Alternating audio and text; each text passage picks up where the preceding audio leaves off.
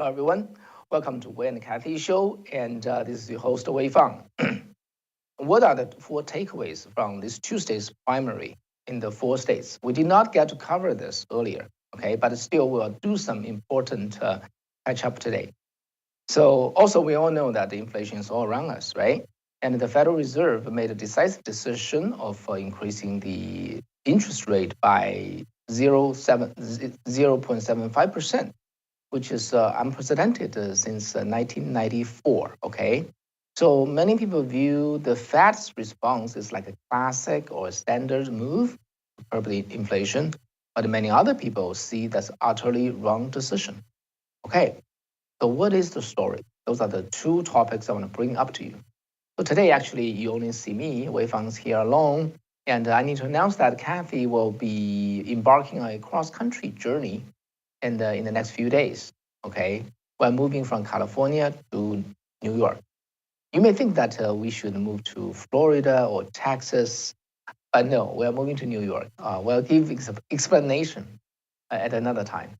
But anyway, Kathy has to be busily preparing for the trip, and so she's absent from today's show. You see Wei Fang here alone, and probably that will happen in the next few days. However, Kathy will be bringing us update as she travel, along the country on that 2,000 miles journey. Okay, so stay tuned for the fun stuff she will be sending to us and from her journey. All right. So this is a little announcement. In the meantime, please remember to press like and the subscription button and turn on the all notification bell. All right. This does help this channel reach more people. So first, let's talk about the four takeaways from the Tuesday's primary. Okay, the first one, as we all know, there are several, actually dozens of primary elections on Tuesday, right? In the state of Maine and North Dakota, South Carolina, and also the Nevada. However, I see only four major takeaways that are worth talking about, which define the core of the Tuesday's primary. Okay, what was my choice? The first one is the seventh district Republican primary of the South Carolina. You may ask, so why this particular primary? All right, because the incumbent Representative Tom Rice was among the 10 GOP Congress people who chose to line up with Democrats to impeach President Trump in the January 2021. Well, needless to say, that action angered Trump, angered their state Republican Party, and also angered their voters. So Tom Price has been actually a quite a moderate Republican congressman, and he also signed up as one of the 124 Congress people who, on the Supreme Court lawsuit called the Texas versus Pennsylvania that challenged the 2020 election result. So his joining the impeachment party was quite surprising to many people. However, he seems to be wavering left and right, hesitating, and finally, he chose to join the Democrat Party to impeach. Now, that action resulted in his losing to Russell Fry on the Tuesday. And how much he lost? 24% versus 51%. This is a huge loss. All right. And especially consider that his 10-year tenure in the Congress versus his opponent, a very young 38-year-old Russell Fry, who only have 7 short years in political life compared to this 66-year-old Tom Rice. Okay, it was quite surprising. So Tom Rice's big loss is both a surprise and also a non-surprise. Why? It's a surprise, needless to say, is because he's much more senior and much more experienced, and yet he lost so big because one single matter, the impeachment. All right, so it's not a surprise because we have learned over the time by now that the single matter of impeachment would cost one's, political life, especially at least in the Republican Party. As of now, among the 10 GOP representatives, okay, in the Congress, 4 of them has chosen not to run at all, okay, in the November election, and the 2 has been defeated in primary, and Liz Cheney, okay, whose primary will be August, and the survey has shown that she's clearly losing her position. Okay, she will not win the primary in the Wyoming election in the August. So basically, 7 out of 10 impeaching members in the Republican Party will be gone. So how do we read this? Well, impeaching Trump seems to be, quite a poison pill to one's political life, right? As we can see that Trump was not removed. He was not. He was not found guilty. 7 out of 10, at least, maybe 8, maybe 9 of them will lost their job. So the second takeaway has to do with the Nevada primary. Okay, Nevada is a very special state. Okay, in this past Tuesday's primary. Why? Because it is a wavering state. And Biden won over Trump only by less than 3%. And then that was also subject to argument. So, but we all know that Nevada is a purple state. Okay, going from red gradually to blue. So whatever happens there or will be happening to Nevada is, closely watched. So for this primary on Tuesday, 3 offices. Okay, Nevada senator. There's one senator who will face a re-election, and the governor's office, and also the secretary of the state. I'm sorry, yeah, secretary of state, especially noteworthy, attention catching. Okay, let me report to you the result. So candidates endorsed by Trump won all those 3 positions. Of course, this is a primary Republican within Republican Party only. So actually, for the Tuesday primary, Trump's endorsement scored a 12 versus 1 win. Okay, only one person, did not win, which is Katie Arlington. All right, and so all the other people that endorsed by Trump won on the Tuesday primary. Okay, so that showed that Nevada, the close to watch the Nevada, Trump really have a grasp of it. So the third takeaway is the 34th re-election, special election, to fill in a congressional seat vacated by Democrat Congressman Philemon Villa, who resigned from the office to join a lobby firm. All right, so a special election is needed to fill his seat, and it is happening along with the primary on Tuesday. So, and Mr. Villa is not alone, okay? As a matter of fact, 22 Democrats chose not to run in the November 2022 compared to only 11 Republicans. So if we exclude the 4 Republicans who may chose not to run due to being denied a chance to win after impeaching Trump, the ratio of those choosing not to run, okay, and versus between the Democrat Party and the Republican Party is 22 versus 7, or simply put, 3-1. So this probably says something about the morale, okay, Democrats' morale facing the upcoming midterm election. So many of them just chose, well, it's maybe too hopeless. Let me just walk away from it, do something better. So the election itself, the 34th district is actually a minute one, okay, as this is a position that would last only 5 months, because in the coming November, a new election will happen, and will choose a new, congressman who will serve the full term of, or congresswoman serve a full term of 2 years. So this is really just like a temporary election. However, given what the country is going through, all right, the inflation, the border crisis, the crime rate surge, and the war, and so on and so forth, and people are waiting to see not the primary, okay, a real election, who would win. So what's the result? Basically, Republican candidate Mara Flores, okay, endorsed by Trump, again, won over her Democratic rival. And what is more revealing is this result, about this result, is that Republican Party never won this district in the last 100 years. So the fourth takeaway is this, okay, I'm just summing things up. For all the primaries so far this year, 24 states, Trump's endorsement won, the people endorsed by Trump won by 113 versus 16, all right? 113 of them, won because they, when they were endorsed by Trump, only 16 of them lost with the 2 pending. So Republican Party is clearly still the Trump's party. Do you agree? Agree or not? It's just, leave your words at the chat room, and then the way will look at that, and read some of that to you, and to share that with all of you.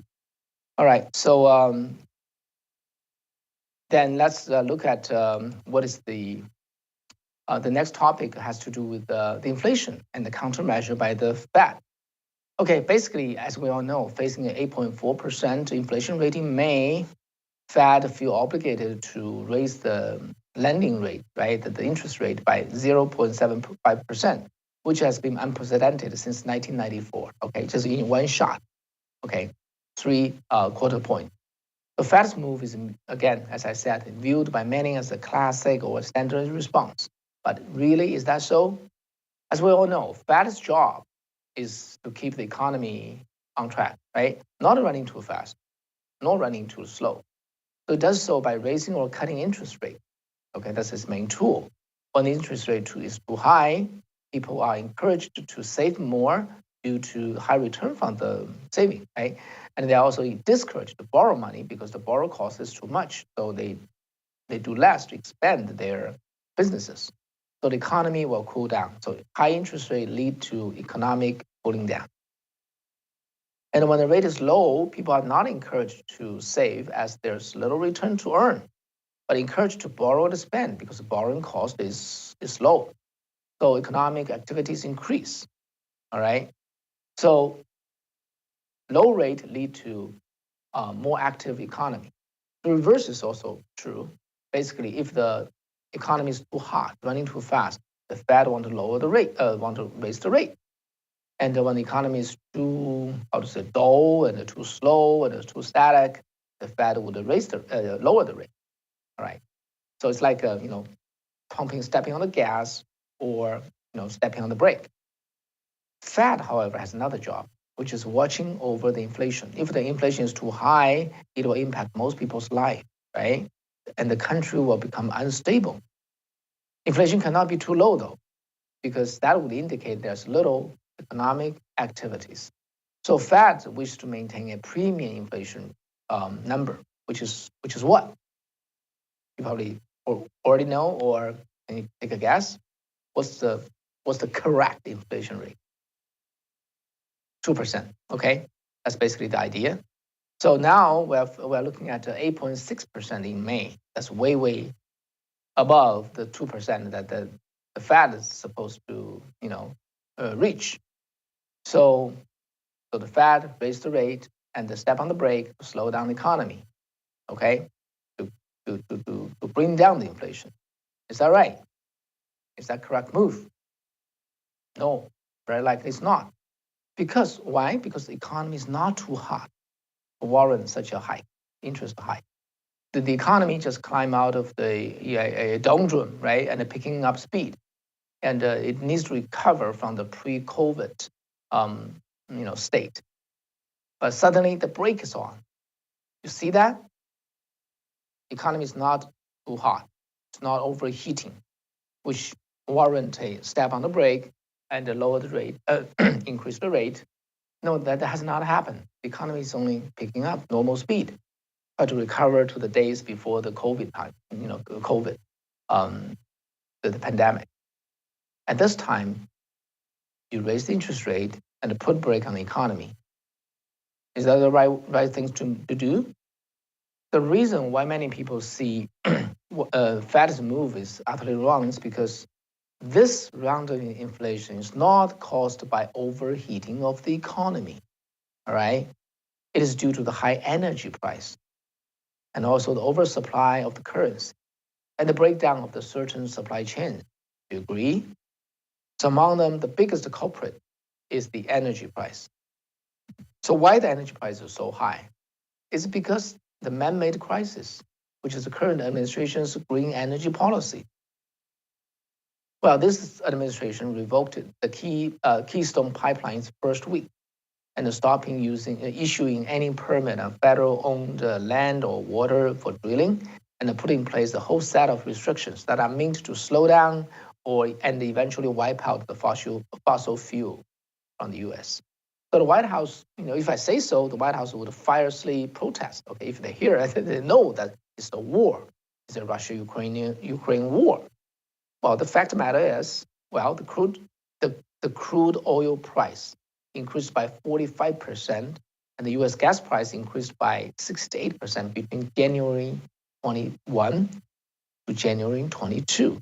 Remember, the war happened in the late February. Okay, so before the Russia-Ukraine war, the oil price and the gas price already taking a clear, clear climb. All right, and of course we know the war made it worse. Okay, but the train has already gone away before the war. So as you understand, our economy runs on energy. When the energy price goes up, everything else eventually goes up. This is what do we see at this point. What do we should do? We should fix the energy problem, not stop the entire economy. Well, which is Federal Reserve's move.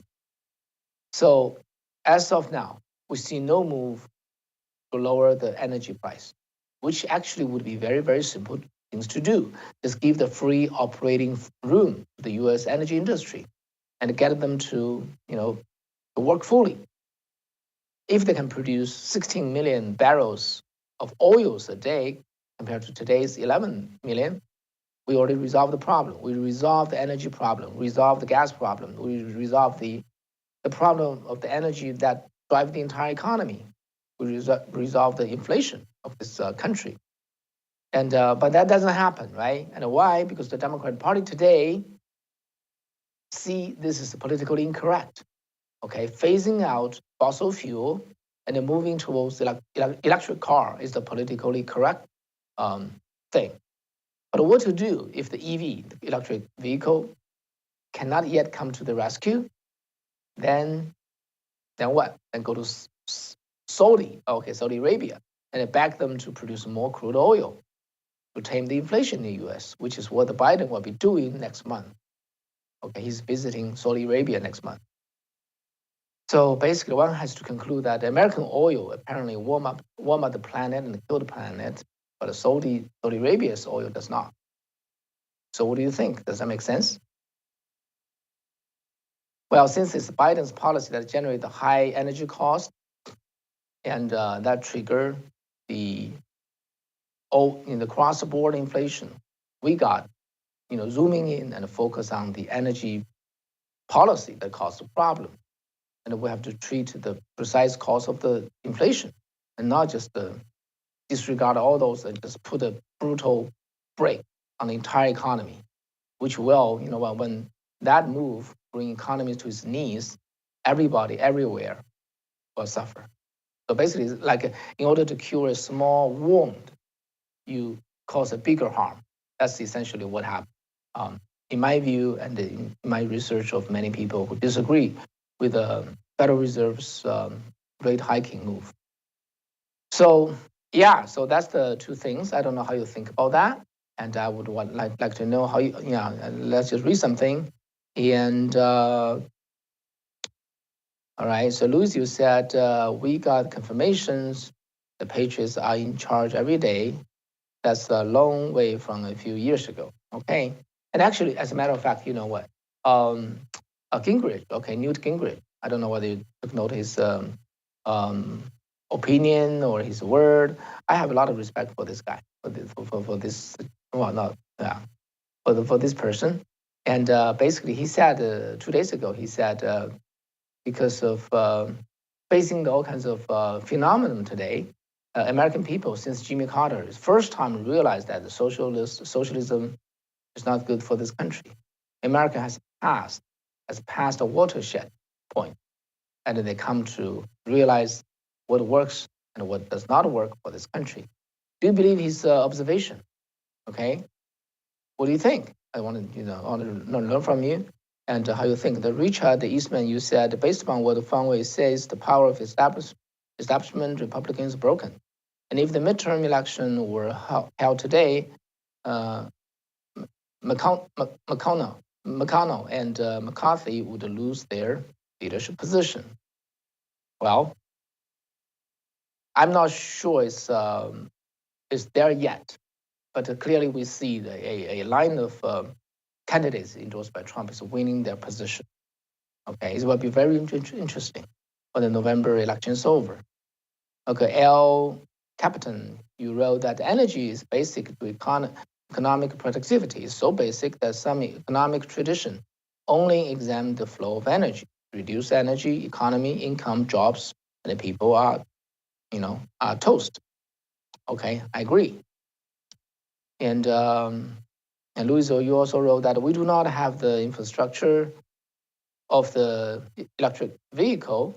This is intentional and about control. Common sense and logic tells you this.